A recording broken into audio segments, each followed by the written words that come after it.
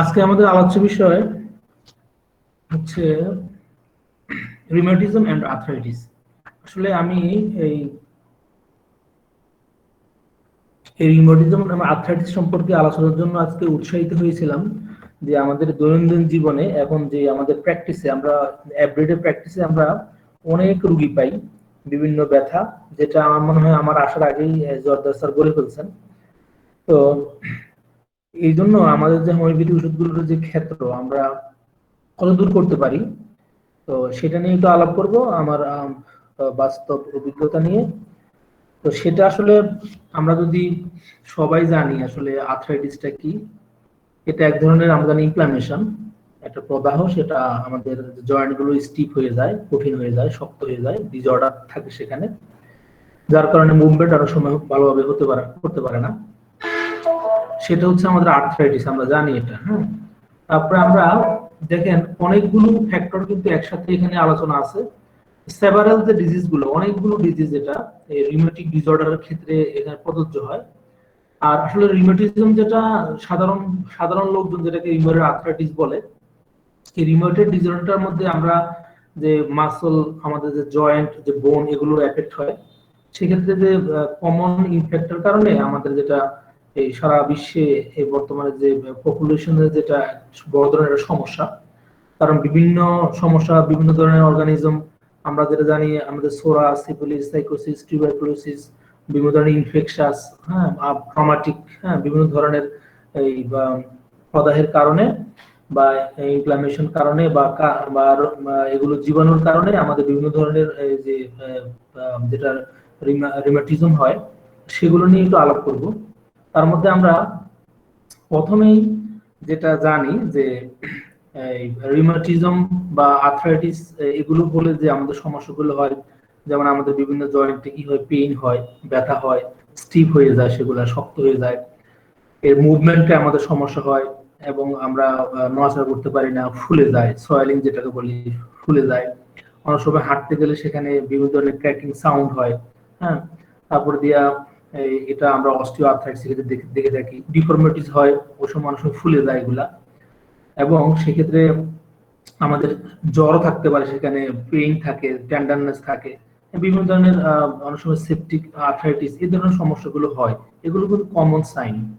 তো আসলে বর্তমানে অ্যালোপ্যাথিক ডাক্তাররা এই যে রোগগুলো দেখেন, যারা অর্থোপেডিক সার্জনরা, তো ওনারা, আমরা সাধারণত এই রিউমেটয়েড আর্থ্রাইটিস বা রিউমেটিজম বলি, কিন্তু বিভিন্ন বডির বিভিন্ন জায়গাতে যখন বিভিন্ন ভাবে এগুলো প্রদাহ হয়, বিভিন্ন নামে নামকরণ করা হয়। সেক্ষেত্রে আমরা ওইভাবে একটু আলোচনা করি আজকে। যেমন আমরা প্রথমে আলোচনা করব ফাইব্রোসাইটিস। ফাইব্রোসাইটিসটা হচ্ছে, এটাকে আমরা বলি যেটাকে বলি আমরা নন আর্টিকুলার রিউমেটিজম, যেটা ফাইব্রোসাইটিস।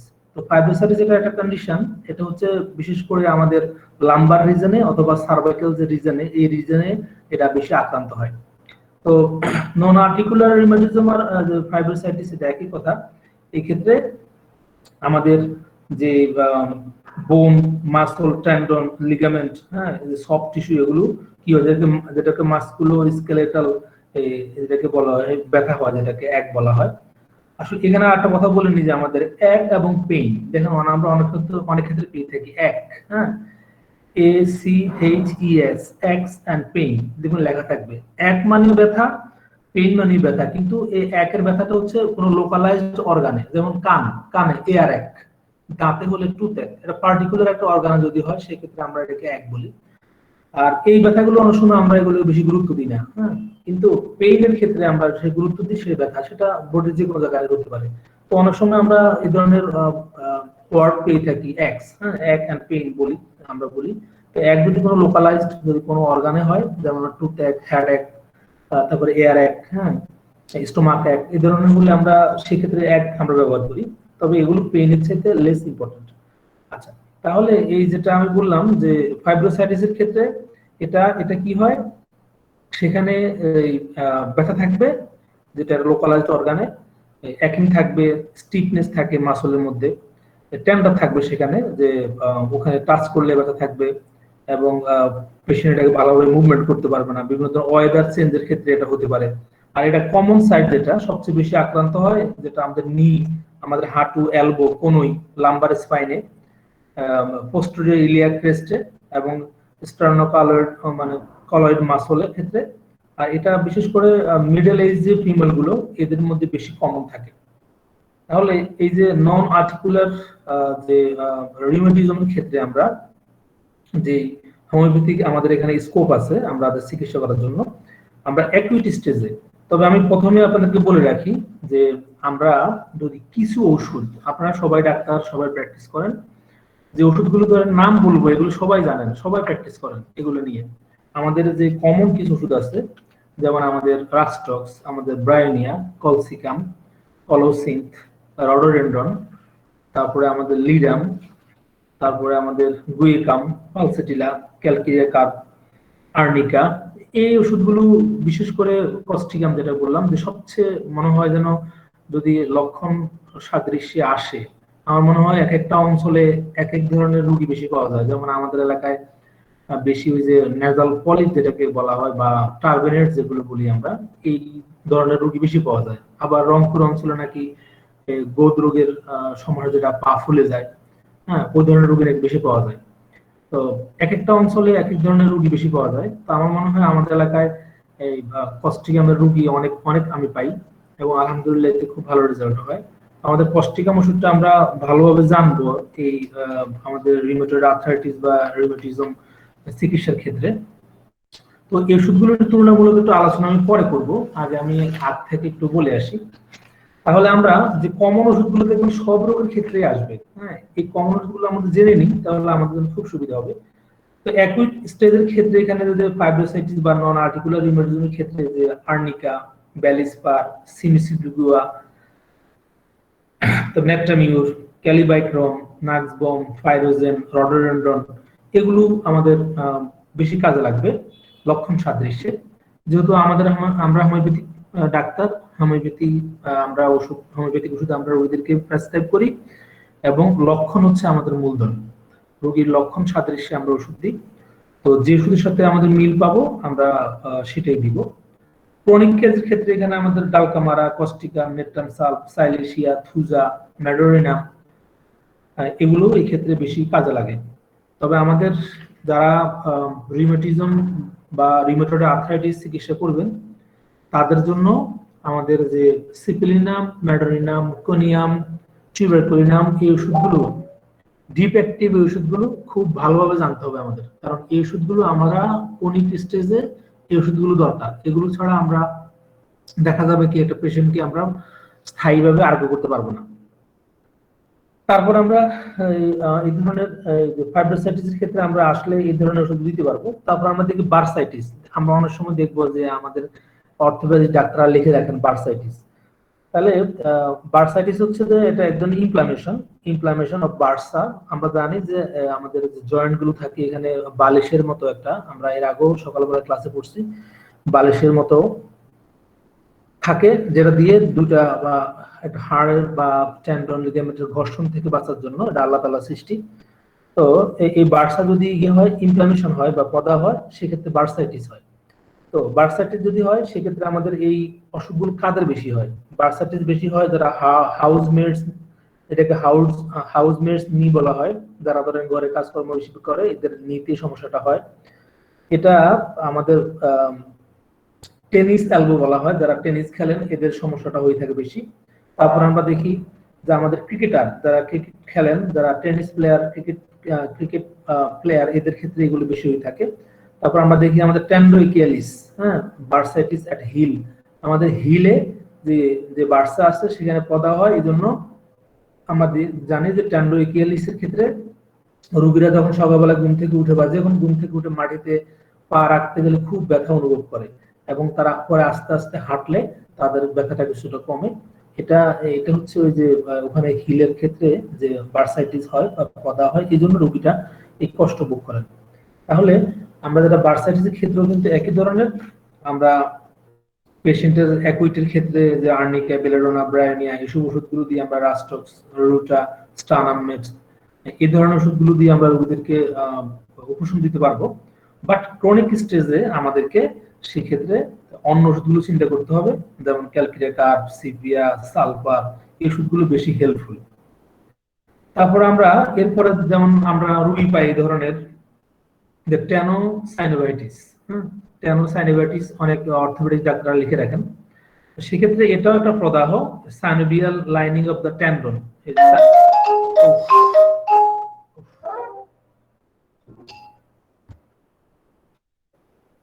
সরি, কেন যে মানুষের ফোন দেয় এই সময়। আচ্ছা, সরি। হ্যাঁ, তো টেনোসাইনোভাইটিসটা হচ্ছে যেটা সাইনোভিয়াল লাইনিং অফ দ্য মানে টেন্ডনের, এটা একটা সেখানে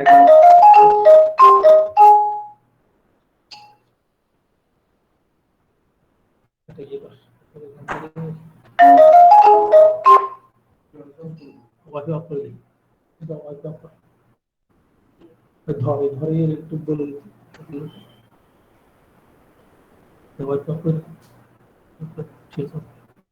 আচ্ছা, সরি। হ্যাঁ,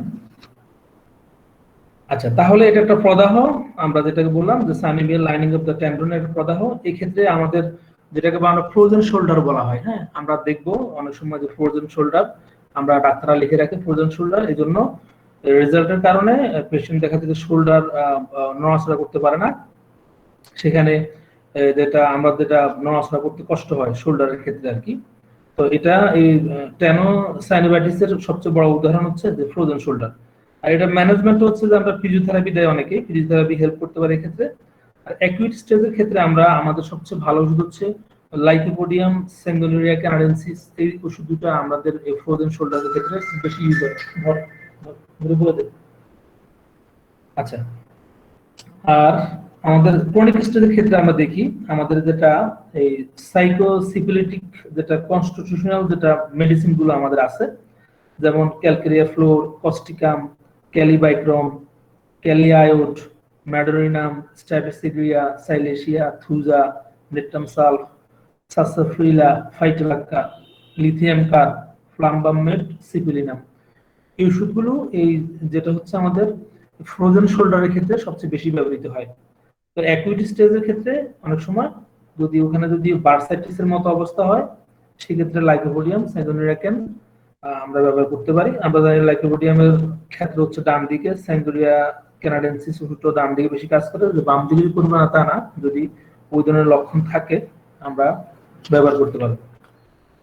তারপরে আমি আসলে এভাবে বলতেছি একটা কারণে, যেটা হচ্ছে আমরা বর্তমানে আমাদের অর্থোপেডিক ডাক্তাররা আমাদের কাছে যখন রোগীর প্রেসক্রিপশন নিয়ে আসে তখন আমরা এভাবে দেখি, আমরা দেখি কার্পাল টানেল সিনড্রোম। যেটা কার্পাল টানেল সিনড্রোম আমাদের যখন ক্যালকেরিয়া ফস ওষুধটা করছিলাম সেখানে আমাদের এই ইয়েতে ডেস্কটপ গাইডে ওখানে লেখা আছে আমাদের কার্পাল টানেল সিনড্রোমের জন্য। আমরা জানি এটা একটা pressure symptoms due to compression মিডিয়ার নার্ভ, যেটা আমাদের মিডিয়ার নার্ভের যেটা কম্প্রেস হওয়ার কারণে এই যে এটা হয় কার্পাল টানেল সিনড্রোমটা। এখানে খুব বার্নিং পেইন হবে, নামনেস থাকবে, সেখানে অবসাদ থাকবে, টিংলিং থাকবে। এটা হচ্ছে আমরা যদি আমাদের হাত যদি আমরা ধরি, হাতে যে 5টা আঙ্গুল আছে, প্রথমে যেটা আমাদের থাম্ব ফিঙ্গার, তারপরে ইন্ডেক্স ফিঙ্গার, যে তারপরে যে মিডল ফিঙ্গার, এই 3 ডিজিট, এই 3টা আঙ্গুল বেশি আক্রান্ত হয় এই কার্পাল টানেল সিনড্রোমের ক্ষেত্রে। এখানে যে কার্পাল টানেল সিনড্রোমের যে পেইন গুলা বিশেষ করে রাতের বেলায় খুব বেশি হয়, এবং যে ফিঙ্গার গুলো আক্রান্ত হয় সেখানে ড্রাইনেস থাকে এবং স্কিন অনেক সময় এফেক্ট হয় এই ক্ষেত্রে আর কি। আমাদের হোমিওপ্যাথিক ওষুধগুলো কিন্তু এই ক্ষেত্রে ভালো কাজ করে, তবে অনেক সময় যদি অ্যাডভান্স যদি হয়ে যায় রোগীর ক্ষেত্রে, এই সময় অনেক সময় যেটা বলা হয় ডিকম্প্রেশন যদি হয়, সেক্ষেত্রে এই অনেক সময় সার্জারির প্রয়োজন হতে পারে। তবে যদি আমরা লক্ষণ সাদৃশ্যে ওষুধ রোগী পাই, তাহলে যে আগের মতে বললাম যে আর্নিকা, হাইপেরিকাম, আমাদের rhus tox, bryonia, arsenic album, kali bi, medorrhinum, spigelia, causticum, plumbum met, guaiacum, ruta, medorrhinum, staphysagria, sulphur, এই ওষুধগুলো আমরা ব্যবহার করব। তবে কমন ওষুধ কিন্তু আমরা এগুলোর পার্থক্য ইনশাআল্লাহ আরেকদিন ক্লাসে এটা করব, আজকে শুধু কেবল আমি বলে যাই তাহলে সুবিধা হবে। তারপর আমরা দেখবো যে ট্রমাটিক আর্থ্রাইটিস।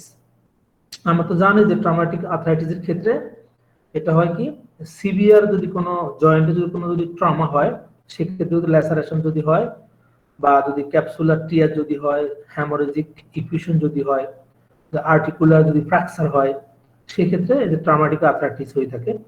তো এটার এই রোগটার মানে হিস্ট্রি হচ্ছে ট্রমা, আঘাত। হ্যাঁ, যদি আঘাত থেকে হয় আর্থ্রাইটিস তাহলে আমরা ট্রমাটিক আর্থ্রাইটিস বলবো। এক্ষেত্রে পেশেন্টের আমরা যেটা পাবো, পেইন থাকবে, ব্যথা থাকবে, সলিং থাকবে, টেন্ডারনেস থাকবে, এবং এই রোগীর যে ব্যথাগুলো মুভমেন্টে বেড়ে যাবে। তবে এক্ষেত্রে আমাদের আগের মতোই লক্ষণ সাদৃশ্যে আমরা যে ওষুধগুলো সেগুলি আসবে এখানে, যেমন arnica, bellis per, ruta, bryonia, rhus tox, symphytum, hypericum, calcarea carb, calcarea fluor, ledum, strontia carb, pyrogen, mag phos, এসবগুলো আমাদের বেশি ব্যবহৃত হবে ট্রমাটিক আর্থ্রাইটিসের ক্ষেত্রে। তবে এখানে একটা এক্সপিরিয়েন্স হচ্ছে, সেটা হচ্ছে যে উচ্চ শক্তির ওষুধ বেশি কাজ করবে, যেমন 200, 1M, 10M, এই হায়ার পোটেন্সির ক্ষেত্রে এখানে ভালো রেজাল্ট আসবে। তো আমরা ট্রমাটিক ইনজুরির ক্ষেত্রে একটু হাই পোটেন্সি ইউজ করব, তাহলে বেশি ভালো রেজাল্ট হবে। আর আমাদের ম্যানেজমেন্ট আমরা তো জানি, এই ক্ষেত্রে পেশেন্টদেরকে অ্যাবসলিউট যেটা রেস্ট রাখতে হবে, যে অ্যাফেক্টেড জয়েন্ট গুলো আছে এগুলো যদি কেউ যদি গরম প্রয়োগে তার উপশম হয় তাহলে গরম কম্প্রেস, কেউ যদি ঠান্ডা প্রয়োগে উপশম হয় তাহলে ঠান্ডা, হ্যাঁ, এই ধরনের আমরা সেখানে অ্যাপ্লিকেশন দিতে পারি। আর পেশেন্ট সেখানে রেস্টে থাকবে, তাহলে এই সমস্যাগুলো অনেকটা কমে আসবে। তারপরে আমরা দেখি, তারপর দেখব অ্যানকালাইজিং স্পন্ডিলাইসিস। এই ধরনের কিন্তু অনেক রোগী আমাদের কাছে আসে। তো আমরা জানি এটা ক্রনিক এন্ড প্রোগ্রেসিভ ইনফ্লামেশন, এটা প্রদাহ, এটা disease affecting the articulations of spine, also adjacent soft tissue. The sacroiliac joints are affected early in all cases. যে সবগুলো কেসের ক্ষেত্রে দেখা যায় কি, প্রথম অবস্থায় আমাদের যে স্যাক্রোইলিয়াক যে জয়েন্ট আছে, জয়েন্টটা বেশি এফেক্ট হয়। তারপর থেকে আমরা হিপ জয়েন্ট, বাটক এবং শোল্ডার জয়েন্ট গুলো এই আমাদের অ্যানকালাইজিং যেটা স্পন্ডিলাইসিসের ক্ষেত্রে এটা এফেক্ট হয়। তো এটা আসলে সাধারণত যে আমাদের ক্যারেক্টারিস্টিক যে ফিচার পাই আমরা, সেক্ষেত্রে দেখা যায় 15 থেকে 45 বছর বয়সের মধ্যে এটা বেশি হয়ে থাকে। এই ক্ষেত্রে আমরা হেরিডিটিও পেয়ে থাকি, যে এটা হেরিডিটি আছে এখানে। তারপর আমরা দেখি যে ভার্টিব্রা, যেটা আমরা জানি যে ভার্টিব্রা গুলো বিকাম স্কয়ার শেপড হয়ে যায়, finally lead to bamboo spine. তো এই ক্ষেত্রে আমাদের যে হাইপারপ্লেসিয়া, বনি যেটা ইফিউশন, কার্টিলেজ ডিস্ট্রাকশন হবে, finally followed by fibrosis and ankylosis. তো এই যে যেটা আমাদের অ্যানকালাইজিং যেটা স্পন্ডিলাইসিসের ক্ষেত্রে আমরা যেটা বিশেষ করে স্যাক্রোইলিয়াক জয়েন্টটা বেশি আক্রান্ত হবে, তারপরে হিপ জয়েন্ট, বাটক এবং শোল্ডার জয়েন্ট এক্ষেত্রে আক্রান্ত হতে পারে। তো এই যে আমরা ক্লিনিক্যাল যে ম্যানিফেস্টেশন যেটা পাবো, সেটা হচ্ছে এটা আর্লি যে সিমটমটা, সেখানে থাকবে স্টিফনেস থাকবে, এবং রোগীর কি থাকবে, লো ব্যাক পেইন থাকবে, এবং যে জায়গা আক্রান্ত সেখানে একটা আড়ষ্ট ভাব বা একটা কঠিনতা ভাব সেখানে থাকবে। তারপর আমরা দেখি ট্রিটমেন্টের ক্ষেত্রে দেখি আমরা হোমিওপ্যাথিক ট্রিটমেন্ট আমাদের এখানে কাজ করে। তবে সেক্ষেত্রে আমাদের যে ওষুধগুলো সবচেয়ে বেশি কাজ করে সেগুলো হচ্ছে গুয়েকাম। আমরা জানি গুয়েকামের পেইনটা ঠান্ডা প্রয়োগ উপশম, এটা আমরা জানি। কস্টিকাম, অ্যাসিড নাইট্রিক, তারপর স্ট্রাটোসেবুরিয়া, সিপুলিনাম, ম্যাডোরিনাম, এক্সরে। দেখেন আমাদের এই ধরনের রোগগুলো ভালো করতে হলে আমাদের এই যে মায়াজমেটিক ওষুধগুলো বা ডিফেক্টিভ ওষুধগুলো আমাদের দরকার, এগুলো আমাদের নখদর্পণে থাকতে হবে, যেমন syphilinum, medorrhinum, X ray, radium brom, calcarea fluor. X ray, radium brom এই জন্যই বলা হয়েছে এখানে যে এইসব পেশেন্ট গুলো তো বারবার এক্সরে বা এমআরআই এই জন্য রিপোর্ট করে আমাদের কাছে নিয়ে আসবেন। হ্যাঁ, এইসব ক্ষেত্রে যে এক্সরে, রেডিয়াম এগুলোর অপপ্রয়োগের ফলে আমাদের একটা ক্ষেত্র চলে আসে। Calcarea fluor, acid fluor, kali iod, plumbum met, carcinosin, medorrhinum, phytolacca, thuja, silicea, sulphur, এই ধরনের ওষুধগুলো আমাদের এখানে বেশি আসবে এই অ্যানকালাইজিং স্পন্ডিলাইসিসের ক্ষেত্রে। আর ম্যানেজমেন্টের ক্ষেত্রে আমরা যেটা দেখব, সেক্ষেত্রে পেশেন্টকে আমরা শক্ত বিছানায় শুতে দিব, আর সেখানে পেশেন্ট কোনো ধরনের বালিশ মাথার নিচে বালিশ দিবে না, যদি মানে স্ট্রেট হয়ে শুয়ে থাকবে, শক্ত বিছানায় সে শুইবে। আর যেটা হচ্ছে যখন সে বসবে কাজ করবে তখন সে সোজা মেরুদণ্ড সোজা করে বসবে। আর এক্ষেত্রে অনেক ক্ষেত্রে এই পেশেন্টের সুইমিং যেটা, হ্যাঁ, সাঁতার কাটলে পেশেন্টের অনেক সময় অনেক উপকার হয়। তো এটা ফিজিওথেরাপির মতো এটা মানে কাজ করে। আমরা এই অ্যানক্লোজিং স্পন্ডাইলিটিস পেশেন্টগুলোকে সাঁতার কাটতে দিব। আচ্ছা, তারপর আমরা দেখি রিউমাটয়েড আর্থ্রাইটিস। রিউমাটয়েড আর্থ্রাইটিসের ক্ষেত্রে আমরা জানি এটা একটা ক্রনিক একটা ইনফ্লামেশন, এটা ডিস্ট্রাকটিভ ডিফর্মিটিস রিল্যাপসিং পলিআর্থ্রাইটিস, এটা associated with other systemic disturbance. আমরা পলিআর্থ্রাইটিস বলতে আমরা যেটা জানি, পলি তো মানে বেশি, আমরা জানি যে আমাদের যখন বডিতে মানে অ্যাটলিস্ট পাঁচটা জয়েন্ট যখন আক্রান্ত হবে সেটাকে আমরা পলিআর্থ্রাইটিস বলবো। তাহলে আর্থ্রাইটিস হলে সেখানে একটা ডেক্সট্রাকটিভ ইনফ্লামেশন থাকেই, ক্রনিক ইনফ্লামেশন, এটা এটা একটা ধ্বংসাত্মক, এখানে ডিফর্মিটিস হবে, ফুলে যাবে, সেখানে আমরা জানি ফুলে যায়, জয়েন্ট গুলো ফুলে যায়, এবং সেখানে অনেক সিস্টেমিক অনেক ডিস্টারবেন্স হয় সেখানে। আর এই রিউমাটয়েড আর্থ্রাইটিস হওয়ার ক্ষেত্রে আমরা হেরিডিটি দেখি, 5 থেকে 10% কেসের ক্ষেত্রে হেরিডিটি থাকে, বংশগত বা যেটা আমরা জানি পিতামাতা থেকে এই ধরনের সমস্যাগুলো অনেক সময় সন্তানরা পেয়ে থাকে। অনেক ক্ষেত্রে ট্রমার ক্ষেত্রে হয়ে থাকে, ইনফেকশনের ক্ষেত্রে হতে পারে, অনেক সময় দেখা যাচ্ছে কি এই যেটা এক্সারসাইজ, যেটা ফল্ট এক্সারসাইজের কারণে এই ধরনের হতে পারে। আর এটা আমরা জানি যে রিউমাটয়েড আর্থ্রাইটিসটা একটা অটো ইমিউনো ডিজিজ, এটা, হ্যাঁ, এটা হচ্ছে এটা রিউমাটয়েড আর্থ্রাইটিসটা হচ্ছে আমরা জানি একটা অটো ইমিউনো ডিজিজ। তো আর অটো ইমিউনো ডিজিজ সম্বন্ধে আমরা সবাই আমাদের ধারণা আছে, যেটা আমাদের বডির যেটা ডিফেন্সিভ যে মেকানিজম যেটা, সেটার কাজ হচ্ছে আমরা জানি যে বডিকে বিভিন্ন ধরনের মাইক্রো অর্গানিজম থেকে আমাদেরকে রক্ষা করা। অনেক সময় দেখা যাবে কি এই যে একটা যে কন্ডিশন যেটা আর কি, সেটা অনেক সময় দেখা যায় এই নিজেই সেটা বডিকে কি করে আক্রান্ত করে ফেলে। হ্যাঁ, তো এক্ষেত্রে আমাদের যে এই কন্ডিশন যেটা আর কি, এটা মিস্টেকলি যেটা, হ্যাঁ, মিস্টেকলি বা ভুলবশত আমাদের বডিকে আক্রান্ত করে ফেলে, যদিও এটার কাজ ছিল কি ইমিউন সিস্টেমের নরমালি যেটা আমাদের বডিকে কি করে গার্ড করে এই মাইক্রো অর্গানিজম যেমন ব্যাকটেরিয়া ভাইরাসের ক্ষেত্রে আর কি।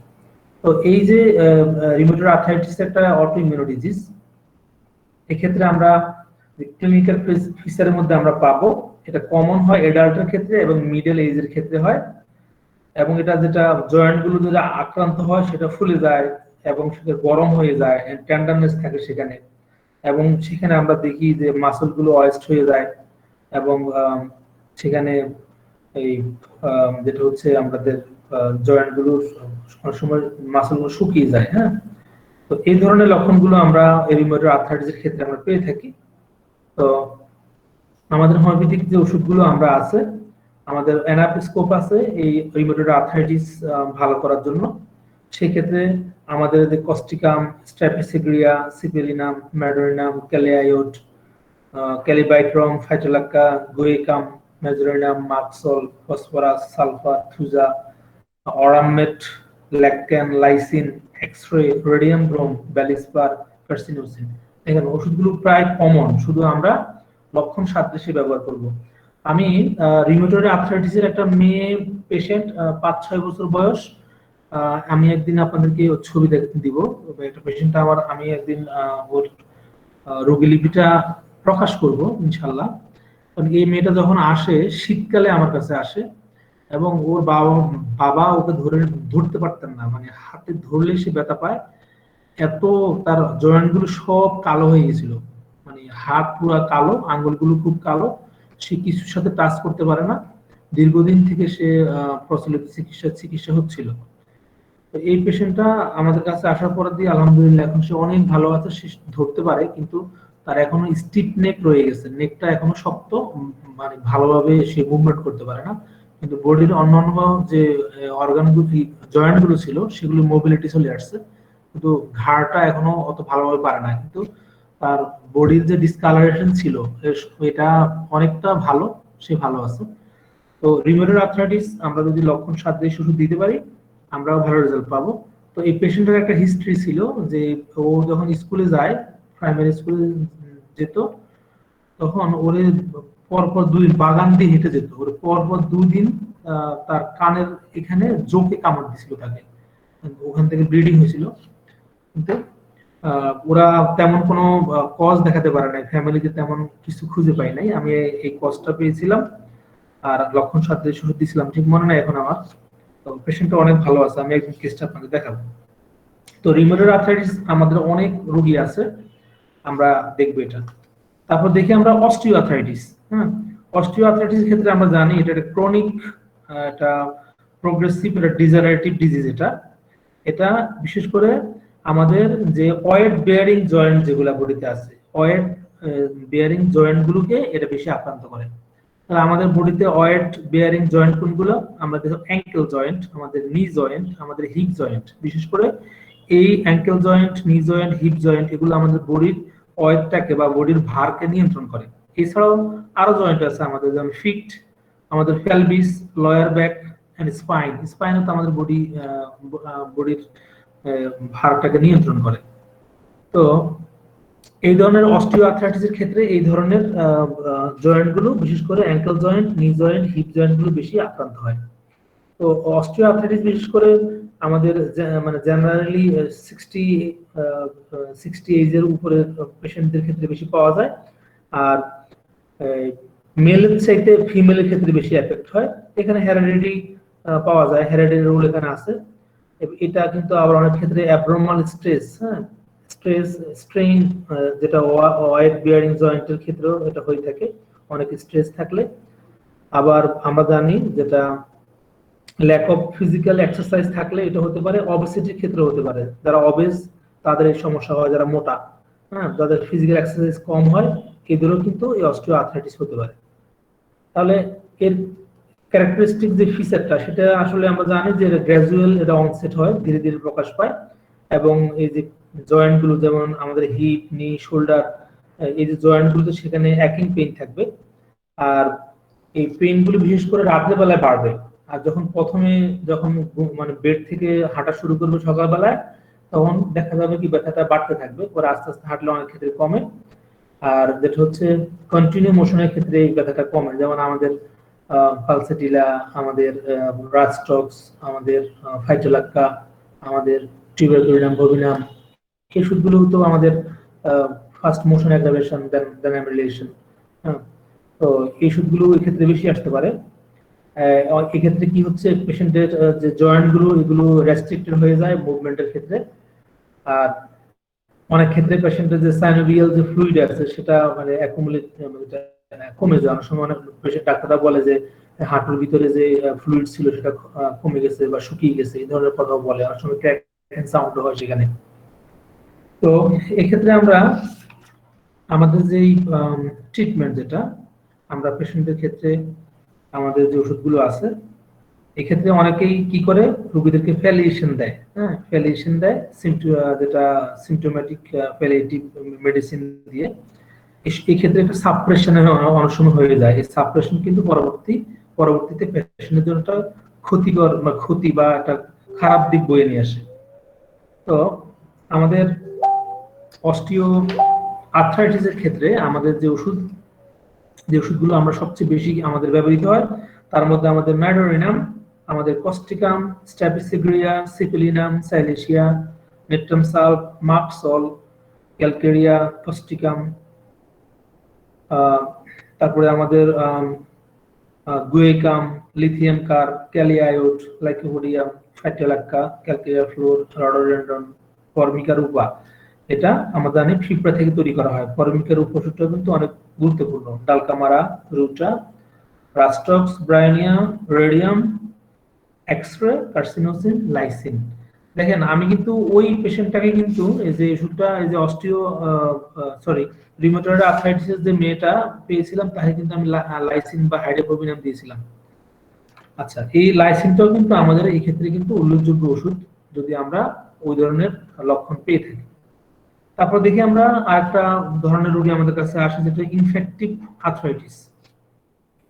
এই ইনফেক্টিভ আর্থ্রাইটিসের ক্ষেত্রে আমরা দেখি যে আমাদের টিবি, তারপরে salmonella, streptococcus aureus, gonococcus, strepto pyogenes, E coli, haemophilus influenzae and many cause infective arthritis.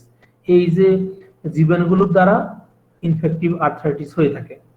তো এই ক্ষেত্রে আমরা দেখি এই পেশেন্টের ক্ষেত্রে ইনফেক্টিভ আর্থ্রাইটিসকে দেখা যায় 50% কিন্তু 50% এই নি জয়েন্টটা বেশি আক্রান্ত হয়।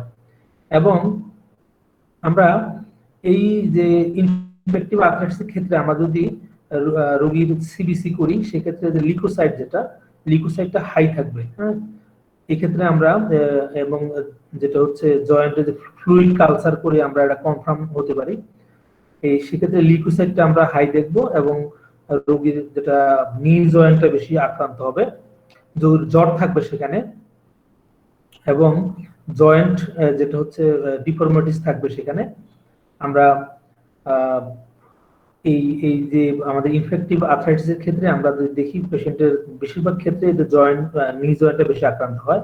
আর ব্লাড টেস্ট করলে আমরা লিকোসাইটোসিসের আমরা বেশি পরিমাণটা বেশি পাবো এখানে। ট্রিটমেন্টের ক্ষেত্রে আমরা আমাদের এই যেটা যথারীতি আমাদের যে ওষুধগুলো আমরা লক্ষণ সাদৃশ্যে পাবো সেগুলো ব্যবহার করব। তবে যেহেতু এটা বিভিন্ন ধরনের জীবাণু দ্বারা হয়ে থাকে, এখানে রাইটার ডক্টর এসপি দে উনি বলছেন যে উনি অ্যালাম পোটেন্সির ওষুধগুলো এখানে ব্যবহার করে উনি সবচেয়ে ভালো রেজাল্ট পেয়েছেন। তো উনি এই ক্ষেত্রে অন্যান্য ক্ষেত্রে উনি সেন্টিমিলিসিমের কথা বলছেন, কিন্তু এই ইনফেক্টেড বা ইনফেক্টিভ আর্থ্রাইটিসের ক্ষেত্রে উনি অ্যালাম পোটেন্সি কথা উনি বলছেন। উনি বিশেষ করে এখানে 0/10 থেকে শুরু করতেন উনি এখানে। হ্যাঁ, উনি এই অ্যালাম পোটেন্সি, তো উনি এটা ওনার অভিজ্ঞতা প্রায় 50 বছরের অভিজ্ঞতা, এই অভিজ্ঞতা উনি দেখছেন অ্যালাম পোটেন্সি ওষুধ ব্যবহার করে এখানে ভালো রেজাল্ট পাওয়া যায়। আচ্ছা, এই ক্ষেত্রে আমাদের যে অ্যাকুইট স্টেজের ক্ষেত্রে যে ওষুধগুলো আমাদের যে আমরা জানি যে aconite, belladonna, Bryonia, রাস্টক্স, pyrogen, sulphur, নেপ্টামিউর, pulse, স্ট্রেপ্টোকক্সিন, তারপরে আমাদের মার্কসল, হিপারসাল, ক্যালিমিউর, ফসফরাস, এই ওষুধগুলো অ্যাকুইট ক্ষেত্রে ব্যবহৃত হয়। কিন্তু আপনি যখন কনস্টিটিউশনাল ট্রিটমেন্ট করবেন সেক্ষেত্রে আবার সেটা আমাদের যে আগের ওষুধগুলোর কথা বলছিলাম যে medorrhinum, thuja, silicea, calcarea fluor, tuberculinum, streptococcal, staphylococcin, যেটা streptococcin, staphylococcin, influenzinum, thyroidinum, pyrogen, sulphur, syphilinum, calcarea carb, psorinum, এই ধরনের ডিফেক্টিভ ওষুধগুলো লাগবে। আচ্ছা, তারপর আমরা দেখি টিউবারকুলার আর্থ্রাইটিস। যে টিউবারকুলার আর্থ্রাইটিস ক্ষেত্রে আমরা যেটা জানি এটা একটা ডেস্ট্রাকশন থাকে, এটা বেসিক ক্যারেক্টার টিবি। এটা ক্রনিক আর্থ্রাইটিস, এটা আমাদের জয়েন্টের চেঞ্জ নিয়ে সেখানে টিউবারকুলার ব্যাসিলাই দ্বারা যখন হয় সেটা আমরা টিউবারকুলার আর্থ্রাইটিস বলবো। এটা আমাদের যে জয়েন্ট গুলো বেশি এফেক্ট হয় সেগুলো হচ্ছে আমাদের স্পাইন, আমাদের নি, হিপস, আমাদের wrist joint, ankle joint and sacroiliac joint, যেগুলা এই জয়েন্টে বেশি আক্রান্ত হয়। এই যে tubercular affection of spine is called, এটা কিন্তু পটস ডিজিজ বলা হয়। Pott's disease, POTTS, Pott's disease. যে পটস ডিজিজ হচ্ছে আমরা জানি এটা হচ্ছে টিউবারকুলার স্পন্ডিলাইসিস। এটা হচ্ছে এটা এমন ধরনের রেয়ার এটা মানে এটা ইনফেকশাস ডিজিজ। এটা কি করে আমাদের যে স্পাইন, যেটা এটা স্পাইনকে ইনফেক্টেড করে। এটা কম্বিনেশন, এটা অস্টিও আর্থ্রাইটিস এবং যেটা আর্থ্রাইটিস, এটা মাল্টিপল যে ভার্টিব্রা, অনেকগুলো ভার্টিব্রাকে কিন্তু এরা আক্রান্ত করে। এই ক্ষেত্রে কি হয়, পেশেন্টের একটা কি হয়, ক্রাইসিস হয়। ক্রাইসিস মানে হচ্ছে এখানে যেটা আমরা জানি যে আমাদের যেটা স্পাইনের যে নরমাল যে কার্ভেচার, সেটা আমরা জানি 22 যেটা 45 ডিগ্রি কার্ভেচার হয়, কিন্তু যে এটা কাইফোসিসের ক্ষেত্রে এটা 50% কার্ভ হয়ে যায়। তো আমরা দেখবো অনেক পেশেন্ট পাবো, দেখবেন মেরুদণ্ড যেটা স্পাইন বা ব্যাকবোন, দেখবেন অনেক কার্ভ হয়ে যায় পেশেন্টের। হ্যাঁ, এই ক্ষেত্রে আমাদের এটা আমরা ধরে নিব যে টিউবারকুলার আর্থ্রাইটিস। তো এটা খুব রেয়ার। এই ধরনের পেশেন্ট আমি দেখছি যেটা অনেক দূর উপরের দিকে অনেকের দেখা যায় অনেক ফুলে গেছে বা অনেক ভিতরের দিকে দেবে গেছে, যেটা সেজটা কেন অনেকটা বাইরের দিকে চলে আসছে, এই ধরনের অনেক পেশেন্ট পাওয়া যায়। তো এই টিউবারকুলার আর্থ্রাইটিসের ক্ষেত্রে আমাদের পেশেন্টের যে আগের মতোই, যেটা আমাদের টিউবারকুলিনাম, আমাদের গুয়েকাম, সিকুলিনাম, মেজোরিনাম, স্ট্রেপিসিগ্রিয়া, আর্সাইড, ড্রসেরা। ড্রসেরা কিন্তু একটা টিউবারকুলার মেডিসিন কিন্তু, হ্যাঁ। তারপরে merc sol, pyrogen, sulphur, kali iod, silicea, hepar sulph, calcarea carb, acid fluor, carcinosin, radium brom, causticum, এই ওষুধগুলো বেশি ব্যবহৃত হবে। আর এই ক্ষেত্রে পেশেন্টের ম্যানেজমেন্ট আছে, সেই ম্যানেজমেন্ট হচ্ছে এই পেশেন্টদেরকে হাই প্রোটিন ডায়েট দিতে হবে এবং বেড রেস্ট রাখতে হবে এদেরকে। আর যদি কখনো নেসেসারি লাগে তাহলে সার্জিক্যাল হেল্প নিতে হবে। তারপর আমরা দেখবো সিপিলিটিক, আমাদের সিপিলিটিক আর্থ্রাইটিসের ক্ষেত্রে আমরা পেয়ে থাকি, যেমন এটা অনেক সময় দেখা যায় এটা কনজেনিটাল হতে পারে বা সেকেন্ডারি সিপিলিসের জন্য এটা হতে পারে। এটাকে আমরা ব্যাকবোন ব্রেকডাউন অফ বোন আর আর্টিকুলার কার্টিলেজ, যেখানে এটা কনজেনিটাল, যেটা সিপিলিস ক্ষেত্রে হতে পারে, হয় এটা সাইনোবাইটিস হয় নি জয়েন্টে, এলবো জয়েন্টে। এটা সাধারণত পিউবার্টি বেশি হয় এটা। এটা আমরা দেখি আমাদের ব্লাড যদি আমরা এক্সামিন করি, সেখানে আমরা ভিডিআরএল যেটা টেস্ট করলে সেটা পজিটিভ আসবে। যেটা আমরা জানি সিপিলিসের জন্য আমরা ভিডিআরএল, যেটা আমরা ভেনুলার ডিজিজ, যেটা আমরা টেস্ট করি ভিডিআরএল যে টেস্ট করলে পজিটিভ হয়, সেটাকে আমরা সিপিলিটিক আর্থ্রাইটিসের আমাদের জন্য এটা নির্ণয় করার জন্য আমাদের জন্য উপযোগী। অনেক সময় ফ্যামিলিতে সিপিলিসের হিস্ট্রি থাকতে পারে। আর এই যে আমাদের যেটা ট্রিটমেন্টের ক্ষেত্রে আমাদের কনস্টিটিউশনাল যেটা অ্যান্টিসিপিলিটিক মেডিসিন দিয়ে আমাদের এই চিকিৎসা করতে হবে। এই ক্ষেত্রে আমাদের 50 মিলিসিমের ওষুধটা বেশি কাজ করবে। আমাদের যেমন ওই যে অ্যান্টিসিপিলিটিক যে ওষুধগুলো আমাদের আছে, যেমন আমাদের সিপ্রিনাম, kali iod, acid fluor, silicea, guaiacum, tuberculinum, carcinosin, মাক্সল, staphysagria, phosphorus, causticum, sarsaparilla, medorrhinum, sulphur, radium brom, এই ওষুধগুলো এখানে বেশি লাগবে। তারপরে আমরা রোগী পাই রিউমেটিক আর্থ্রাইটিসের ক্ষেত্রে। আমরা জানি যে রিউমেটিক আর্থ্রাইটিসের এটা কজ হচ্ছে স্ট্রেপ্টোকক্কাস গ্রুপ এ, হিস্ট্রি থাকবে। আমরা জানি যে রিউমেটিক আর্থ্রাইটিস বা রিউমেটিক ফিভারের ক্ষেত্রে পেশেন্টগুলোর জন্য আমরা যেটা পেয়ে থাকি, যে থ্রোট পেইন থাকবে, রিপিটেড থ্রোট পেইন, ফ্যারেঞ্জাইটিস অথবা টনসিলাইটিস, টনসিলগুলো ইমপ্লান্ট থাকবে, ফ্যারেন্সি পদাও থাকবে, টনসিল পদাও থাকবে, এবং পেশেন্টের কি থাকবে, গলা ব্যথা থাকবে। কোনো পেশেন্ট যদি আমরা রিপিটেড বারবার যদি গলা ব্যথা থাকে, তার সাথে যদি তার যদি হাই ফিভার থাকে, যদি হ্যাঁ, এবং তার সাথে যদি হার্ট যদি ইনভলভ থাকে তার, সেক্ষেত্রে আমরা রিউমেটিক ফিভার বা রিউমেটিক আর্থ্রাইটিস পেয়ে থাকি আমরা। তো এই ধরনের পেশেন্ট আমরা খুব বেশি পাই। এই ক্ষেত্রে পেশেন্টের ক্ষেত্রে আমরা যেটা এএসও টাইটারটা করা হয়, ব্লাড আমরা জানি এটা নর্মাল সাধারণত 200 থাকে, এক্ষেত্রে অনেক সময় পেশেন্টের 400-600 হয়ে যায়, বেড়ে যায়। আর এই ক্ষেত্রে আমরা সিআরপি করতে পারি, আর এ টেস্টও করতে পারি। তাহলে আমরা অনেক সময় বডিতে কোনো ইনফ্লামেশন থাকলে ইএসও টাইটার বেড়ে যায়। তো আমরা আরো যেমন আর এ টেস্টটা বা সিআরপিটা করলে আমরা কনফার্ম হয়ে যাব। তো এবং এই আমরা যারা ডাক্তার, এরা কিন্তু এখানে হার্ট ইনভলভমেন্ট আছে কিনা এটা আমরা পেশেন্টের যে কার্ডিয়াক চেক করব আমরা এখানে। ট্রিটমেন্টের ক্ষেত্রে আমরা জানি যে রিউমেটিক আর্থ্রাইটিসের ক্ষেত্রে যেটা সোরা হচ্ছে বেসিক কজ এখানে। তো আমাদের স্ট্রেপ্টোকক্কাল ইনফেকশনের ক্ষেত্রে তো সাইকোসিস, সিফিলিস এটা প্রেজেন্টও থাকতে পারে, তবে সোরা হচ্ছে মেইন কজ। আমরা দেখি এই ধরনের পেশেন্টগুলোকে আমাদের প্রচলিত চিকিৎসায় ওরাসিন কে, পেন ভি, পেনিসিলিন ভি, এই ধরনের ওষুধগুলো বেশি, বা ওই যে অর্ডেক্সান, এই ধরনের ওষুধগুলো বেশি দেওয়া হয়। তো আমাদেরও কিন্তু এই ক্ষেত্রে ক্ষেত্র আছে। আমরা একই ক্ষেত্রে আমাদের বেলেডোনা, মার্কসল, মার্ক প্রোটোআয়োড, মার্ক বিনায়োড, দুইটা ওষুধ আছে আমাদের। মার্ক প্রোটোআয়োড সাধারণত বডির রাইট সাইডে যে কমপ্লেইন গুলো হয় এই ক্ষেত্রে ভালো কাজ করে। আর মার্ক বিনায়োড যে লেফট সাইডে যে কমপ্লেইন গুলো হয় সেক্ষেত্রে ভালো কাজ করে। ফাইটোলাক্কা, রাস্টক্স, হিপারসালফ, ডালকামারা, ফালসাটিলা, ল্যাকক্যাম, ক্যালিমিউর, ক্যালিবাই, ফাইরোজেন, এই ওষুধগুলো বেশি কাজ করে। এক্ষেত্রে আমাদের অ্যালান পটেন্সির ওষুধগুলো বেশি কাজ করবে এই ক্ষেত্রে। আচ্ছা, তারপর আমরা দেখি রেমেডিগুলো যেগুলো আমাদের বেশি লাগে, এটা হচ্ছে আমাদের ল্যাকক্যাম, টিউবারকুলিনাম, যে ক্রনিক স্টেজ ক্ষেত্রে ল্যাকক্যাম, আমাদের টিউবারকুলিনাম, ব্যাসিলিনাম, স্ট্রেপ্টোকক্কাস বা স্ট্রেপ্টোকক্সিন, গুইকাম, ফাইরোজেন, মাক্সল, সালফার, সাইলেশিয়া, সিকুলিনাম, ব্রোমিয়াম, হিপারসালফ, সোরিনাম, এই ওষুধগুলো আমাদের লাগবে। তবে এই এই এই যে ক্ষেত্রে আমাদের ক্রনিক ক্ষেত্রে অনেক সময় এই ক্ষেত্রে আমাদের সেন্টিমিলিসিন ওষুধগুলো ভালো কাজ করবে। আমরা জানি অ্যালেন পটেন্সিয়াল ওষুধগুলো ব্যবহার করতে করতে একটা স্টেজে এসে ওষুধগুলো কাজ করতে পারে না, সেক্ষেত্রে বা কাজ করে না, সেক্ষেত্রে আমাদের সেন্টিমিলিসিমের একটা ডোজ দিলে দেখা যাচ্ছে কি অবস্ট্রাকশনটা কেটে যায়, তখন আবার আমরা অ্যালেন পটেন্সিয়াল ওষুধ ব্যবহার করতে পারি। আচ্ছা, তারপর আমরা ম্যানেজমেন্টে দেখি আমাদের এদিকে পেশেন্টের যেটা বেড রেস্ট আমরা রাখবো, এখানে টেম্পারেচার সাবসাইডের জন্য আমরা ওষুধ দিব পেশেন্টদেরকে।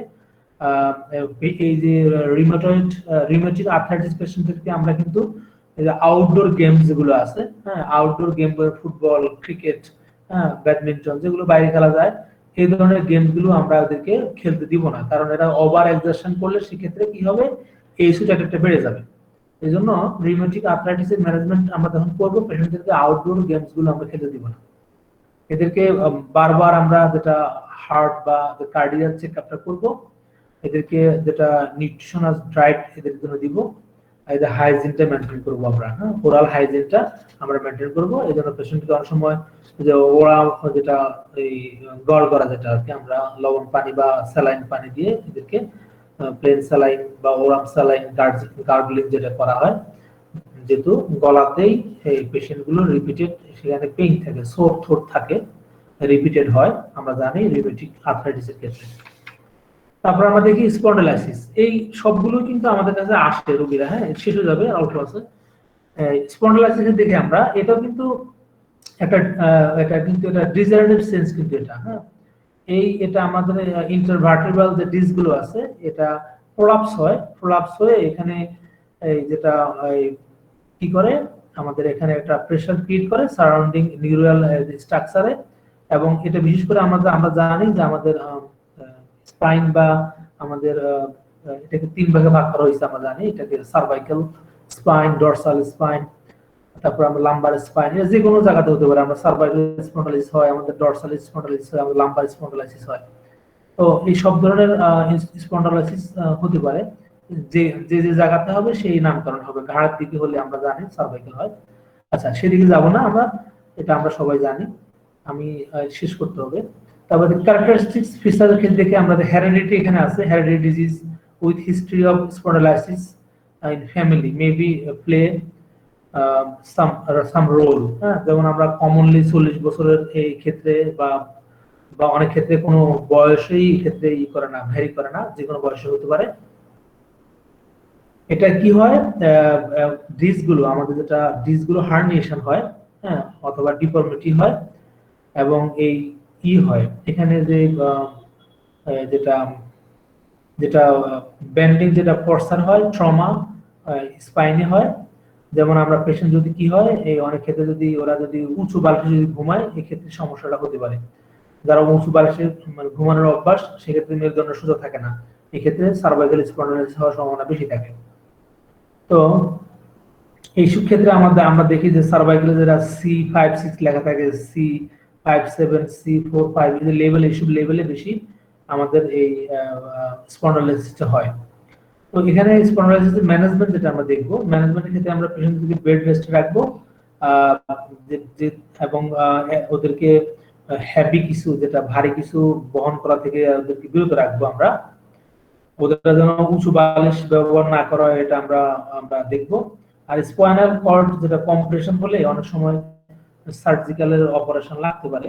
তবে যদি আমরা দেখি কোনো পেশেন্ট ভারী কিছু উঠানোর পরে, যদি কোনো লিফটিং, যেটা আমরা জানি লিফটিং, কোনো যারা মাটি কাটে বা ভারী কিছু চালের বস্তা, আটার বস্তা, ময়দার বস্তা, যে কোনো ভারী কিছু তুলতে গিয়ে যদি এই ধরনের যদি স্পাইনাল কর্ড যদি কম্প্রেশন হয়, সেক্ষেত্রে কিন্তু আমাদের রাস্ট্রক্স একটা বড় ওষুধ। অনেক পেশেন্ট যদি সার্জারি ওদের মানে একদম বলে দেওয়া হয়েছে, কিন্তু আমাদের রাস্ট্রক্স দিয়ে অনেক আমরা ভালো উপকার পেয়েছি, পেশেন্ট অপারেশন ছাড়াই দৈনন্দিন জীবন, স্বাভাবিক জীবন যাপন করতেছে। তো আমাদের রাস্ট্রক্সের ক্ষেত্রে একটা বড় ওষুধ আমরা মনে রাখবো।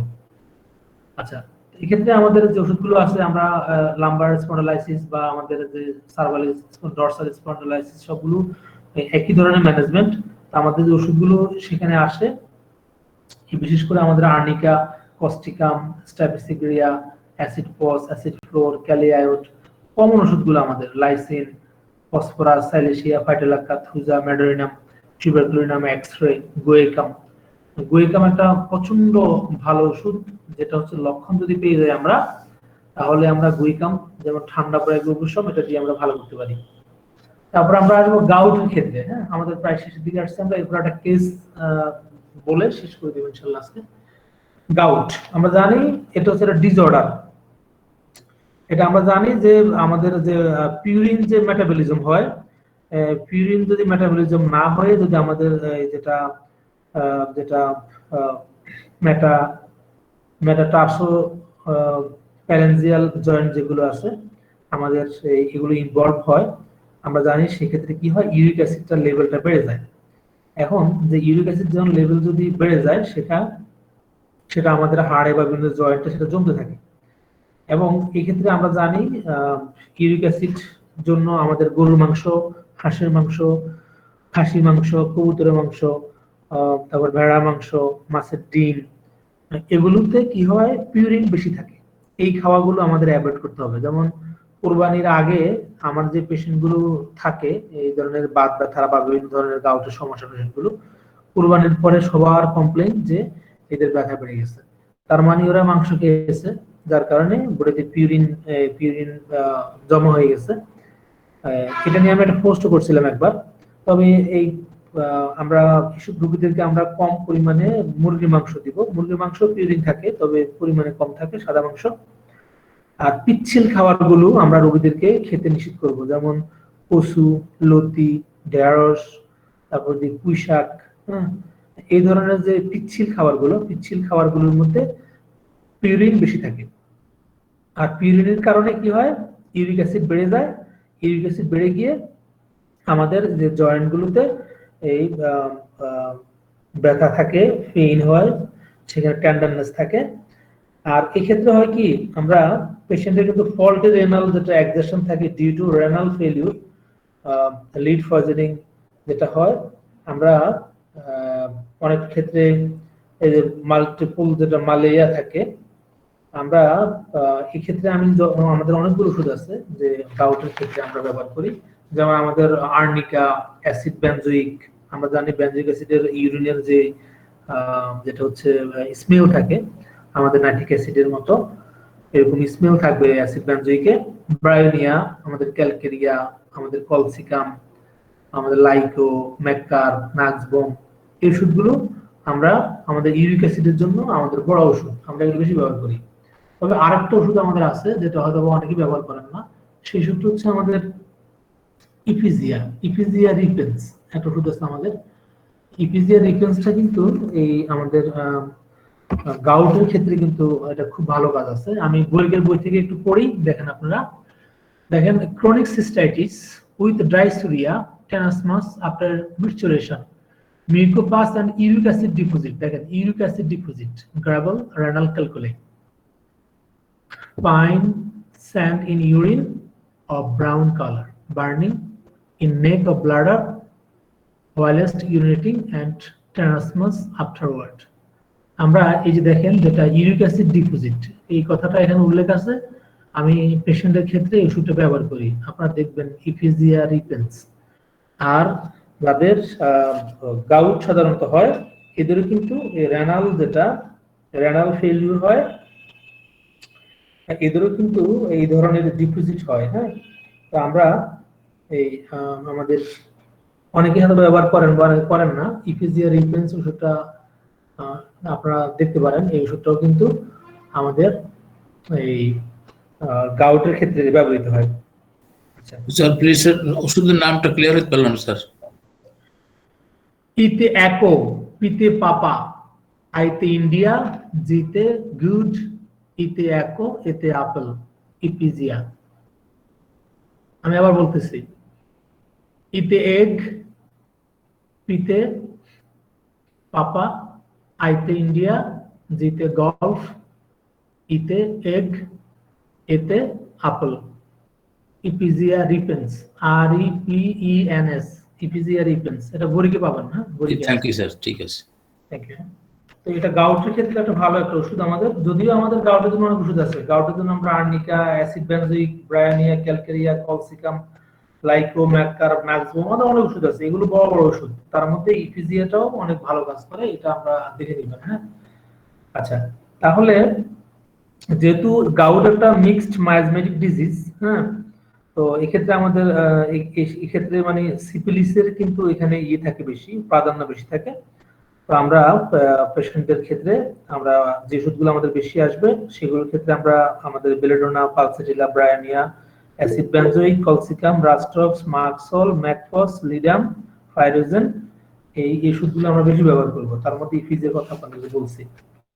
আচ্ছা, তাহলে আমরা ক্রনিকের ক্ষেত্রে, ক্রনিক যে গাউটের ক্ষেত্রে আমরা কনস্টিটিউশনাল অ্যান্টিমায়াজমেটিক যেটা চিকিৎসা রোগীদেরকে দিব, এই ক্ষেত্রে আমাদের merc sol, syphilinum, tuberculinum, benzoic acid, lithium carb.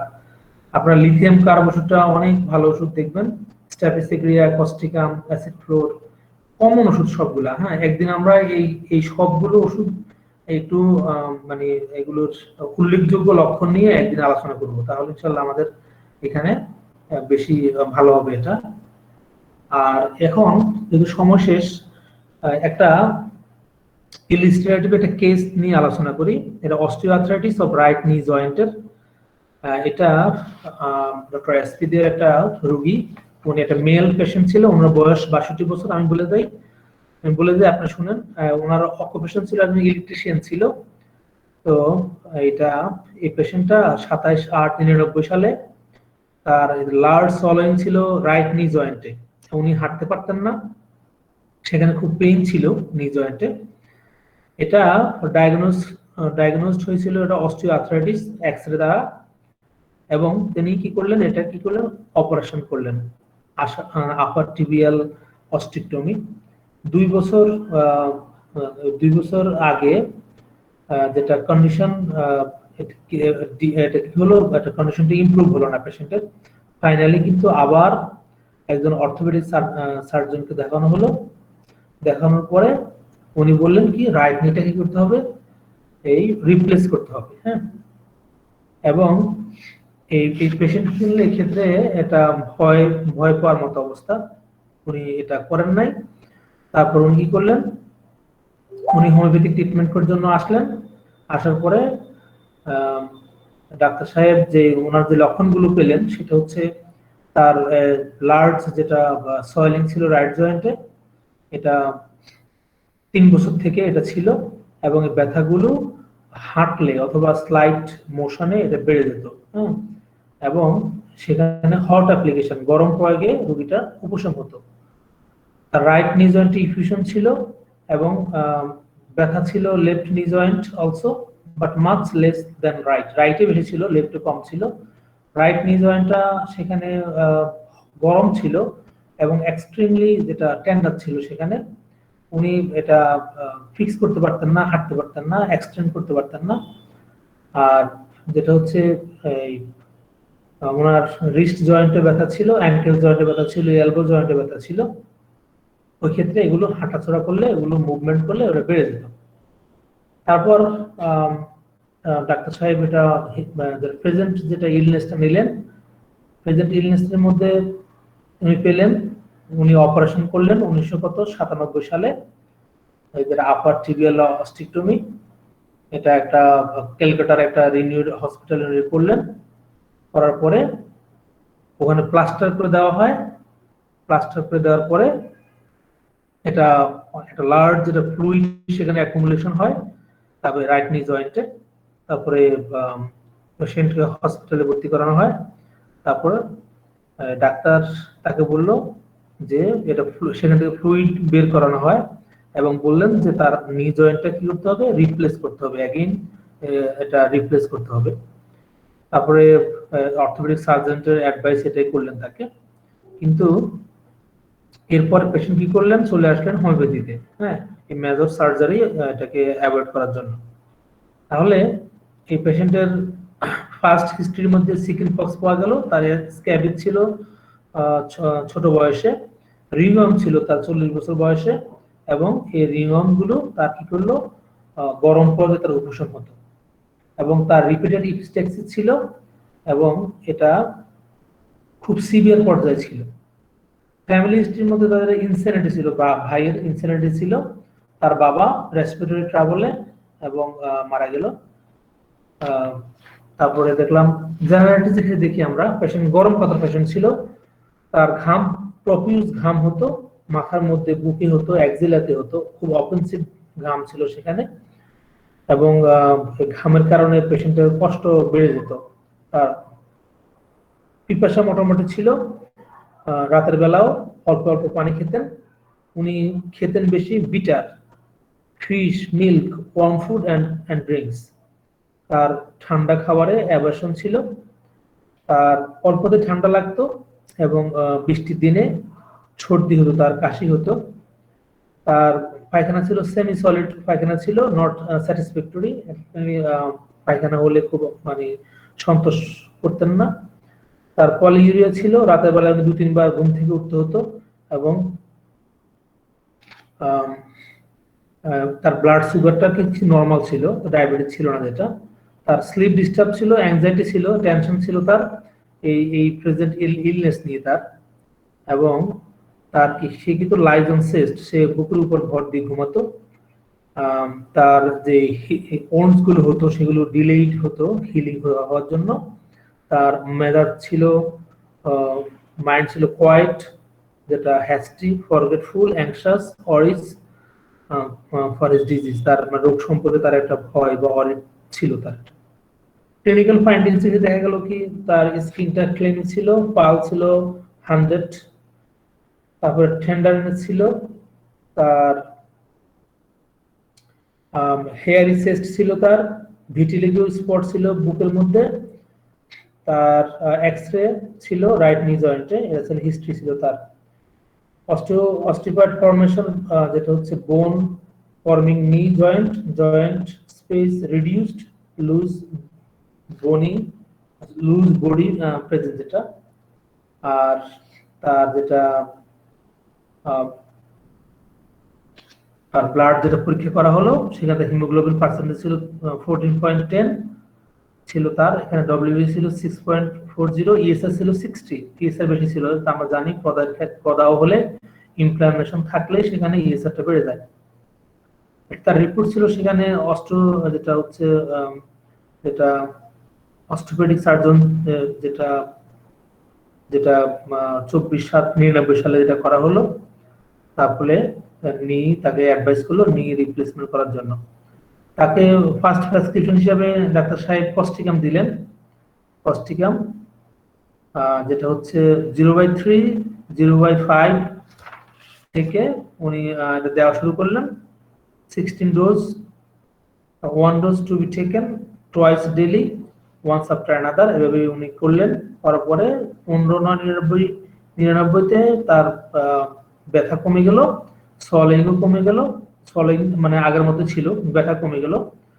তারপরে পেশেন্টকে 200 শক্তির ম্যাডেলিনাম 1 ডোজ দেওয়া হয়। দেওয়ার পরে to be taken on 2 consecutive morning. এটা 29/9/99 সালে দেখা যাচ্ছে উনি আবার কি বলেন, joint equation much reduce, the ইকুয়েশনটা কমলো, তার পেইন টেন্ডারনেস এগুলো তার আগের চেয়ে অনেক অনেক বেটার। তা দেখা গেল কি শুধু যখন হাঁটেন, তিনি হাঁটতে গেলে তার ব্যথা লাগে, ওই সময় এটা পাওয়া গেল তাকে। এবং এক্ষেত্রে পেশেন্ট একা মানে হাঁটতে পারতেন ওই সময়। তারপরে ওখানে 2/11/99 সালে পেশেন্ট আরো ভালো ফিল করলেন, তার সোয়েলিং গুলো অনেক কমে গেল, উনি ফ্রিলি হাঁটতে পারলেন। তারপরে 9/12/99 সালে দেখা গেল কি স্লাইড সোয়েলিং রাইট নি, নাও হ্যাভিং পেইন বোথ রিস্ট জয়েন্টে, নো পেইন ইন নি, নিতে কোনো ব্যথা ছিল না। এটা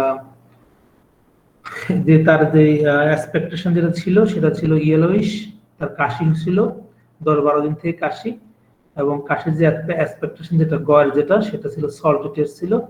তার প্রেশার ছিল 140/74 মিলিমিটার অফ হেজি, যেটা ফাল ছিল 88। এই সময় ডাক্তার সাহেব তাকে ক্যালিআইড 0/3 থেকে 0/5 16 ডোজ তাকে দেওয়া হলো, এবং এতে স্লাইট ইফিউশন ইন রাইট নি প্রেজেন্টেশন যেটা হলো, এবং তার কাশি ছিল ডক্টর সাহেব তাকে পরবর্তীতে টিউবারকুলিনাম 1 mg 1 ডোজ দিলেন। এরপরে যেটা হলো যে এই যে পেশেন্ট যেটা উনি বললেন যে পেশেন্ট এই পরবর্তী তার ফিনান্সিয়াল যেটা ডিস্ট্রেসের কারণে সে এই বললেন যে চিকিৎসাটা উনি কন্টিনিউ করতে পারে নাই, তার বাসা অনেক দূরে ছিল যেখান থেকে আসার জন্য কষ্ট ছিল, তবে উনি খবর নিলেন যে পেশেন্ট ভালো আছে। তো এই পেশেন্টটাকে দেখতে গিয়ে দেখেন প্রথমে উনি কস্টিকাম দিলেন, পরবর্তীতে ম্যাডোরিনাম, এরপরে উনি দিলেন ক্যালিয়ায়োট, তারপরে টিউবারকুলিনাম। তো এই জন্যই আমরা বলি যে একটা ওষুধ দিয়ে আমরা একটা পেশেন্টকে সম্পূর্ণ ভালো করতে পারি না, যেটা আমরা সকালবেলা লেভেল অফ হেলথে পড়ে আসছি। এরকম একটা পেশেন্ট দেখতে গেলে আমাদের কয়েকটা ওষুধের প্রয়োজন হয়। তো এটাও একটা কেস আমরা দেখলাম যে রাইট নি জয়েন্টের ক্ষেত্রে। তো আমরা যে আমি আজকে এই নাম ধরে বলার কারণ হচ্ছে যে আমরা রোগী আমাদের কাছে আসে, অনেক রোগী ডাক্তাররা লিখে রাখেন যে fibrositis, bursitis, tenosynovitis, carpal tunnel syndrome, traumatic arthritis, ankylosing spondylitis, rheumatoid arthritis, osteoarthritis, infective arthritis, tubercular arthritis, syphilitic arthritis, rheumatic arthritis, spondylitis, gout, এই ধরনের রোগে আমরা নির্ণয় করা থাকে। কিন্তু আমরা এগুলো সম্বন্ধে যদি জানি তারপরে আমাদের ওষুধগুলো কমন। আমরা অ্যাকুইট স্টেজে একটা ওষুধ আমাদের লাগবে, কিন্তু ক্রনিক স্টেজের ক্ষেত্রে আমাদের মায়াজমেটিক ওষুধ ছাড়া আমরা রোগীদেরকে পুরোপুরি আমরা স্থায়ী আরোগ্য দিতে পারবো না। তবে আমাদের বিশেষ করে যে ওষুধগুলো আমাদের বেশি লাগে, আমি প্রথমে বলছিলাম যে আমাদের রাস্ট্রক্স, আমাদের ব্রায়োনিয়া, আমাদের কস্টিকাম।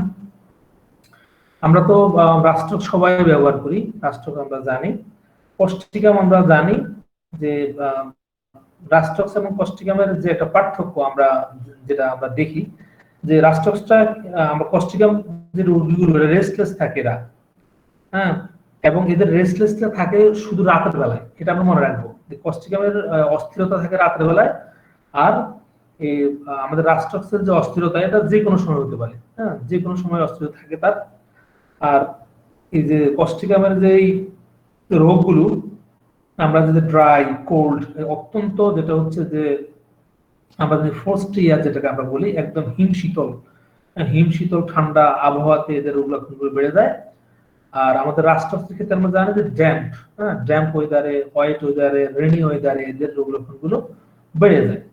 আর আমরা জানি যে কস্টিকামের যে রোগীরা এরা এই করে, এরা দেখা যাচ্ছে কি এদের যে রোগ যন্ত্রণা বা যে ব্যথার কারণে এদেরকে নড়াচড়া করতে বাধ্য হয় এরা, কিন্তু এতে কিন্তু তাদের কিন্তু রোগ লক্ষণ কিন্তু কমে না, উপশম হয় না। কিন্তু আমরা জানি যেটা হচ্ছে রাস্ট্রক্সের কিন্তু এই যে মোশনের ক্ষেত্রে এদের কিন্তু রোগ লক্ষণগুলো কমে যায়, তারা উপশম হয়। তো এই রাস্ট্রক্স এবং কস্টিকামের একটা পার্থক্য আমরা দেখলাম এখানে। তারপরে আমাদের যে ওষুধগুলো প্রথমেই বলছিলাম যে আমাদের যেমন ব্রায়োনিয়া, আমাদের লিডাম, নাক্সবোম, আমাদের কলসিকাম, আমাদের বেলেডোনা, কলোসিন, সেলেডোনিয়াম, এই ওষুধগুলো সবগুলো ওষুধ কিন্তু নড়াচড়ার বৃদ্ধি। আমাদের যে নড়াচড়ার যে বৃদ্ধি আছে তার মধ্যে অন্যতম সেরা ওষুধ ব্রায়োনিয়া, বেলেডোনা, কলসিকাম, আমাদের কলোসিন, সেলেডোনিয়াম, লিডাম, নাক্সবোম, ওষুধগুলো সবগুলোই নড়াচড়ার বৃদ্ধি। তবে নাক্সবোম এমন একটা ওষুধ যেটা ছাড়া আসলে এখন এমন একটা স্টেজে আমি দেখতেছি আর কি যে 40 জন 50 জন রোগী যদি দেওয়া হয় তার মধ্যে মনে হয় 10-15 জনকে নাক্সে প্রেসক্রাইব করি, কারণ নাক্সের যে প্রয়োজনীয়তা এটা আসলে অপরিসীম, নাক্স ছাড়া কেমন যেন চলেই না। হ্যাঁ, পেশেন্টের ক্ষেত্রে যেমন নাক্সবোমও কিন্তু মোশন অ্যাগ্রাভেশন আছে, আমরা এটা জেনে নেব। তো এইভাবে আমরা যদি পার্থক্য করে যদি ওষুধগুলো দিতে পারি, আর আমরা জানি যে রাস্ট্রক্সের পেশেন্ট গুলো দুধ পছন্দ করে, দুধ খাওয়ার পছন্দ করে, জিহ্বাতে এদের ট্রায়াঙ্গুলার থাকে, রেড থাকে এদের জিহ্বায়। আমাদের কস্টিকামের যে পেশেন্ট গুলো এগুলো খুব দয়া মায়া বেশি থাকে, হ্যাঁ, এরা অন্যের দুঃখ দেখতে পারে না, এরা কোনো প্রাণী ইভেন কি কুকুর বিড়ালের কেউ যদি মারে এরা সহ্য করতে পারে না, এদের মিষ্টি এটা খুব পছন্দ, এরা শীত কাতর হয়, এরা ঝাল খুব পছন্দ করে। তো এই ধরনের লক্ষণগুলো যদি আমাদের মনে থাকে, মাথায় থাকে, আমরা ওষুধগুলো পার্থক্য আমরা করে ফেলতে পারবো। আর তারপরে আমরা রাস্ট্রক্সের সাথে আমরা ব্রায়োনিয়ারও পার্থক্য করে নিতে পারবো। আমরা জানি এই যেটা রাস্ট্রক্সের পেশেন্ট গুলো যেমন রেস্টলেস থাকে, এরা মুভমেন্টে এদের উপশম হয়, কন্টিনিউ মোশনে উপশম হয়, এদের ফাস্ট মোশন অ্যাগ্রাভেশন থাকে। আবার ব্রায়োনিয়া দেখা যায় আমরা দেখবো এরা পারফেক্টলি স্টিল থাকে, এরা এরা কোনো ধরনের নড়াচড়াই করতে চায় না, এরা ওই নড়াচড়া করলে এদের ওই লক্ষণগুলো বেড়ে যায়। এই জন্য এরা কি করে, চুপচাপ থাকে। আর আমরা জানি যে আমাদের রাস্টাক্সিস যেটা আর্থ্রাইটিসের ক্ষেত্রে আমাদের বেশি ব্যবহৃত হয়। আর এখানে আমরা আর্থ্রাইটিসের ক্ষেত্রে, জয়েন্টের ক্ষেত্রে, মাসকুলার টিস্যু ক্ষেত্রে আমাদের ব্রায়োনিয়া যেটা, এগুলো বেশি ব্যবহৃত হয়। আর আমরা জানি যে এর আগেও আমি যেটা বলছিলাম যে যখন ভেজা হয়, বৃষ্টিতে যখন ভেজা হয়, এক্সপোজার হয়, যেটা হচ্ছে ঠান্ডা বাতাসে, ড্যাম্প ওয়েদারে, হোয়াইট ওয়েদারে থেকেই এই রাস্টাক্সের রোগগুলো হয়। আর আমাদের যে ব্রায়োনিয়া, এটা আমাদের যে কোনো কারণেই হতে পারে আর্থ্রাইটিস গুলো। এবং সেক্ষেত্রে আমরা জানবো যে পেশেন্টের জিহ্বাটা ক্লোটেড থাকে এবং এদের পানি পিপাসা থাকে, অনেকক্ষণ পর পর বেশি পরিমাণে পানি খায় এবং এরা নড়াচড়া করতে চায় না, চুপচাপ থাকতে এদের রোগ লক্ষণগুলো এদের কমে যায়, এরা ভালো লাগে। ব্রায়ানের পেশেন্ট গুলো তাদের আগন্তুক এসে তাদেরকে দেখুক সেটা চায় না, ওরা বিরক্ত হয়, এই জন্য ওরা ব্রায়ানের পেশেন্টদের ওরা খুব চুপচাপ পড়ে থাকতে চায়। এই জন্য ব্রায়োনিয়ার চিকিৎসাকালে আমরা রোগীদেরকে আমরা আগন্তুক বা যারা দেখতে আসে এদেরকে আমরা নিষেধ করবো, তাদের ডিস্টার্ব যেন না করে। তো এই ধরনের আমাদের ওষুধগুলো যদি পার্থক্য যদি করে নিই তাহলে আমাদের খুব সুবিধা হবে। তো যদি চান, যদি ইচ্ছা পোষণ করেন, তাহলে একদিন এই যে ওষুধগুলোর নাম বললাম এখানে, এই সব 10-15টা ওষুধের উল্লেখযোগ্য পার্থক্য আমরা করে নেব। আমাদের যেমন এখানে আমরা যেমন ক্যালকিডেকার, আমাদের রডোডেনড্রন, আমাদের এই যে পালসেটিলা, আমাদের লিডাম, আমাদের গুয়েকাম, আমাদের লিথিয়াম কার, এই ওষুধগুলো তো খুবই গুরুত্বপূর্ণ ওষুধ আমাদের এই ক্ষেত্রে। এগুলো পার্থক্য করে আমরা যদি পড়ি তাহলে আমরা এই ধরনের রোগী দেখতে পারবো। তবে আমাদের অনেক ব্যথার রোগী আমাদের কাছে আসে এবং আলহামদুলিল্লাহ অনেক ভালো রেজাল্ট হয়। তো ধন্যবাদ সবাইকে। স্যার থ্যাংক স্যার, জাজাকাল্লাহ খায়ের স্যার। বলছি ব্যথার রোগী আসলে 100টা রোগী দেখলে মনে হয় 50টা ব্যথার রোগী থাকে তাদের কাছে। যাই থাক তার একটা ব্যথা থাকে, এইরকম একটা ব্যাপার স্যার। স্যার এই ব্যথাগুলোর জন্য স্যার আপনি যে গুরুত্বপূর্ণ আলোচনা ব্যথার জন্য বলেন স্যার। আচ্ছা, আপনি ব্যথার জন্য যে আসলে যে কারণগুলো, অনেক সময় আমাদের দেশের লোকজনগুলো যেটা হচ্ছে যে হেলথ এন্ড সেফটি যে ব্যাপারটা আর কি, হ্যাঁ, যে হেলথ এন্ড সেফটিটা তো আমাদের দেশে মেনটেন হয় না। যেমন আমরা কোনো ভারী কিছু তুলতে গেলে আপনি দেখবেন ইউরোপে বা বাংলাদেশেও এখন বিভিন্ন কোম্পানিগুলো দেখবেন হেলথ এন্ড সেফটি একটা এক্সামের মতো হয়, শিখায়। কারণ ভারী কিছু তুলতে গেলে আপনাকে নিজ জয়েন্টটাকে আপনার ফ্লোরে দিবেন, ফ্লোরে দিয়ে তারপর তুলবেন। এক্ষেত্রে আপনার স্পাইনে আঘাত কম হয়। আমাদের দেশে দেখেন যারা কাজ করে, যে গাছ টানে, গাছ মাথার মধ্যে নেয়, বা 2 মণ 3 মণ, এই যে অনেক সময় দেখি গাড়ি থেকে যে মালগুলো নামায়, কারণ বাজারে এই ধরনের দেখা যায় বিশাল বিশাল বস্তা, হ্যাঁ, এরা নামাচ্ছে। তো এই কিছু ক্ষেত্রে এই যে অসাবধানতার কারণে যে ট্রমা যেটা, ইনজুরি যেটা, এটা আমাদের বেশি হয়, যার কারণে এই যে ব্যথার রোগগুলো আমাদের বেশি। অনেক সময় আছাড় খেয়ে পড়ে যায় বৃষ্টির দিনে, ভারী কিছু তুলতে গিয়ে এই ধরনের সমস্যা হয়। অ্যাক্সিডেন্ট তো আমাদের আছেই, গাড়ির ঝাঁকানি তো আছেই। যেমন আমাদের সবচেয়ে কমন হয় রাস্তা ভাঙার ক্ষেত্রে, যখন আমরা চলাফেরা করি। যেমন এই সমস্যা আমারও একদিন হয়েছিল, আমি ভাবছিলাম জীবনে কোনোদিন আমি নামাজ পড়তে পারবো না। আমার এখনো মনে পড়ে যে আমি একদিন রিক্সা দিয়ে দুপুরবেলায় বাসা যাচ্ছিলাম খাওয়ার জন্য, পুরো রিক্সাটা একটা গর্তে পড়ে গেছিল। তারপরে আমার সারা শরীরটা ঝাঁকি লাগছিল। এই ঝাঁকির পরে আমি আর সিঁড়ি দিয়ে উপরে দিকে উঠতে পারছিলাম না, অনেক কষ্টে উপরে উঠলাম। তারপরে আমি যে বিছানায় শুইলাম, আর আমি নড়তে পারছিলাম না। আলহামদুলিল্লাহ আমাদের যে ওষুধ, হ্যাঁ, এই ওষুধ খেয়ে আলহামদুলিল্লাহ সুস্থ হয়ে গেছি। হ্যাঁ, আমি তো আসলে সত্যি কথা বলি কোনো প্যাথির প্রতি আমার বিদ্বেষ নাই, হ্যাঁ, বিদ্বেষ নাই, কিন্তু আমি যথাসম্ভব আমাদের ওষুধটাই খেতে চাই, অন্যদিকে এখনো যাই না। বলছি এটা যে সোজা পথ যতদিন দেখবো সোজাই থাকবো, যদি কখনো যদি পথ না দেখি তাহলে বিকল্প। তো আলহামদুলিল্লাহ আল্লাহ সাহায্য করতেছেন, ভালো আছে। আপনি বলেন স্যার, এবার আপনারটা বলেন। স্যার এগুলো খুবই ইম্পর্টেন্ট ইনফরমেশন। স্যার পেইন আসলে এই আপনি এবং রোগী পাওয়া আসলে মুশকিল, বিশেষ করে যারা মোর দ্যান 50 আর 60 পেইন আসেই স্যার, এবং পেইনটাই তাদের মেইন কমপ্লেন।